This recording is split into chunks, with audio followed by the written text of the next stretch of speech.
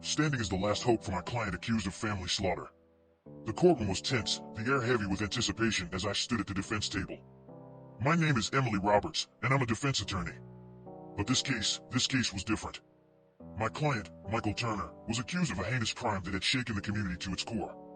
The accusation was grim, family slaughter. Michael was alleged to have murdered his wife and 2 young children in their own home. The evidence seemed damning: bloody footprints, a weapon with his fingerprints, and neighbors who claimed to have heard raised voices that fateful night. As the trial began, I knew that the odds were stacked against us. The prosecution painted a vivid picture of a man driven by rage, a man who had committed an unspeakable act in a fit of anger. But as I looked into Michael's eyes, I saw something different, a mixture of fear, confusion, and a desperate plea for someone to believe in his innocence. The trial proceeded, witnesses testifying about the couple's troubled marriage, financial difficulties, and instances of heated arguments. The prosecution's narrative painted Michael as a man on the brink, a ticking time bomb that had exploded in violence. But I knew that there was more to the story. As I delved deeper into Michael's background, I uncovered a web of secrets and hidden truths. I visited the scene of the crime, meticulously examining every detail. The bloody footprints that seemed to incriminate him, could they have been planted? The murder weapon with his fingerprints, how reliable was that evidence? My investigation led me to friends and acquaintances who spoke of Michael's love for his family, his dedication to his children, and his determination to overcome their challenges. But there was one person whose testimony could change everything: Michael himself. In a tense courtroom moment, I called Michael to the stand. His hands trembled as he recounted the events of that night, a night he claimed to have no memory of.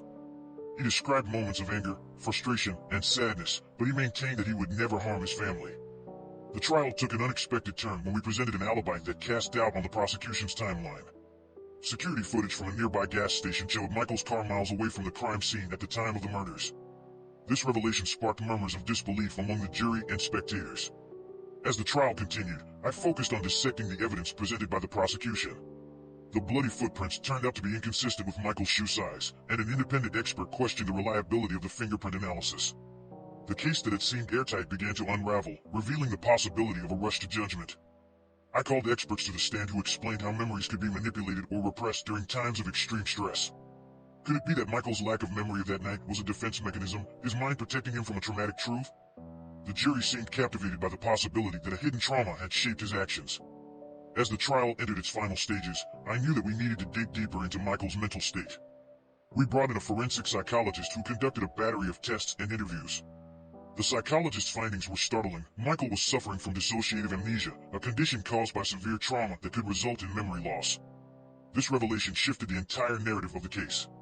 The defense argued that Michael's lack of memory was not an admission of guilt, but rather a manifestation of his mind's attempt to protect him from the horrors he had experienced. The theory resonated with the jury, and doubt crept into their minds about Michael's culpability.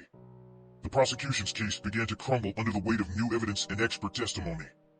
The jury listened as we presented a plausible alternative scenario, one in which Michael was a victim of circumstances, his memory blanked out by the trauma of a crime he did not commit. The tension in the courtroom was palpable as the trial came to its climax. Closing arguments were delivered with passion and conviction, each side fighting for the jury's belief. The choice was now in their hands, to condemn a man based on circumstantial evidence and assumptions, or to consider the possibility of an alternative truth. As the jury deliberated, I felt a mixture of hope and anxiety. The journey we had undertaken to uncover the truth was both exhausting and exhilarating. I believed in Michael's innocence, but I knew that the justice system could be unpredictable. After what felt like an eternity, the jury returned with their verdict. The room fell silent as the foreperson stood and pronounced the words that would seal Michael's fate. "Not guilty," they said, and a wave of emotion swept over the courtroom.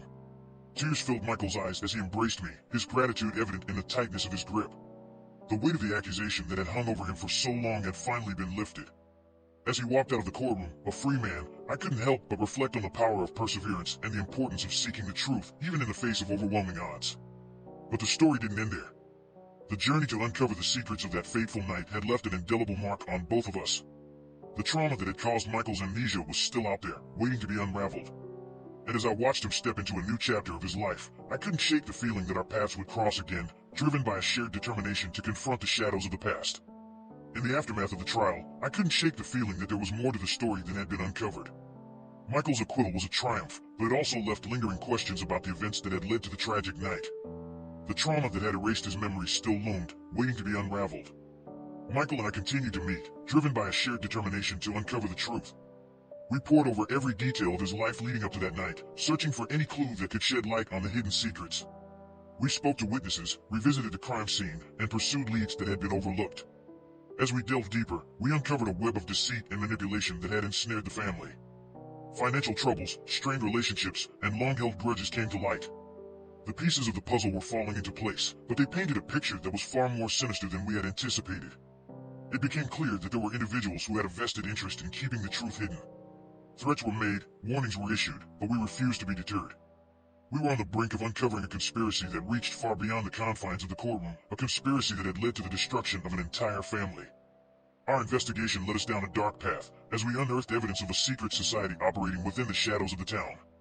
This clandestine group held influence over powerful figures, and their reach extended into every aspect of the community. It was a revelation that sent shockwaves through both of us, forcing us to confront the fact that the truth we sought was even more dangerous than we had imagined.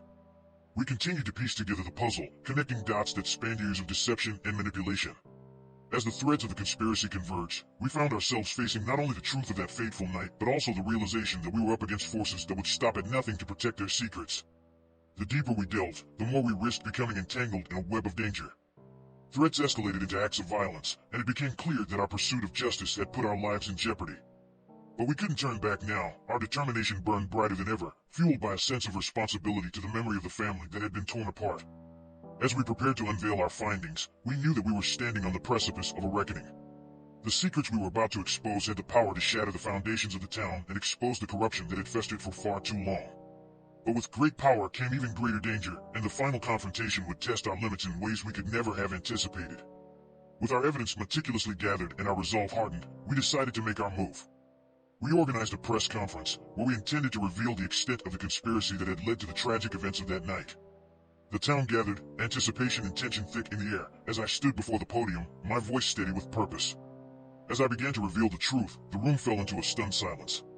Gasps and whispers rippled through the crowd as I exposed the hidden workings of the secret society, their manipulation of power, their control over key figures, and their orchestration of events that had shattered lives.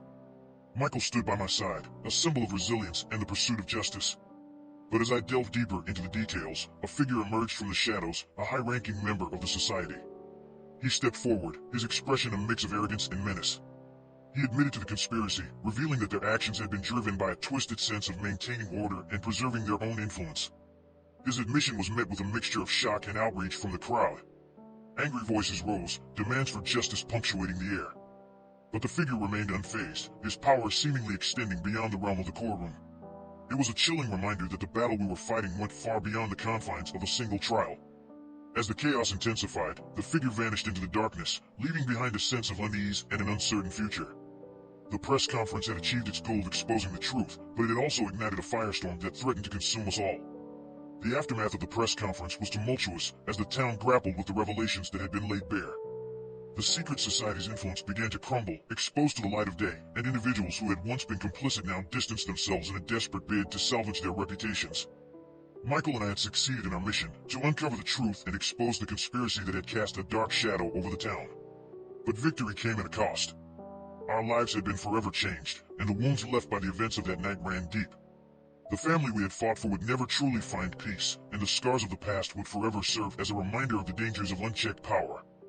As time passed, the town slowly began to heal, and a semblance of justice was served.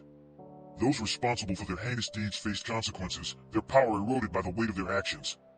But the scars remained, both visible and hidden, as the echoes of the past continued to reverberate through the community.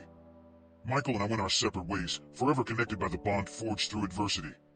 Our paths diverged, but our shared experience served as a constant reminder of the need for vigilance and the pursuit of truth.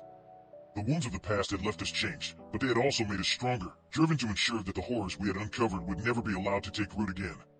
And so, as the town of Havenbrook rebuilt and moved forward, the memories of that harrowing trial and the secrets we had unearthed remained imprinted on our souls. We had stood as the last hope for Michael, accused of a crime he didn't commit, and in doing so, we had embarked on a journey that would forever bind us to the pursuit of justice, the unraveling of conspiracies, and the unyielding quest for truth.